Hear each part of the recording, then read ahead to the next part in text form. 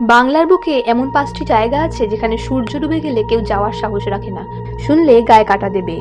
Number 1, Hastings house, Kolkata. শোনা যায় এখানে নাকি গভীর রাতে ঘোড়ার গাড়ির শব্দ শোনা যায়। অনেকে বলে কেউ কেউ নাকি লর্ড হেস্টিংসের আত্মাকে দেখতে পেয়েছে। নাম্বার 2, জাতীয় গ্রন্থাগার, কলকাতা। রাতে দেরি করে থাকলে কর্মচারীরা পায় অদ্ভুত আওয়াজ, কাগজ ও বই পড়ে যাওয়ার শব্দ হয়, কিন্তু কাউকে দেখা যায় না। নাম্বার 3, ডাউহিল, দার্জিলিং।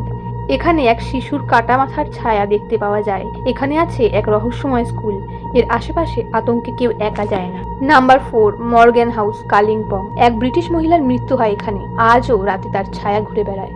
নাম্বার 5, পুতুল বাড়ি, হাওড়া। বাড়ির পুতুলগুলোর চোখ যেন রাতের অন্ধকারে জ্বলজ্বল করে।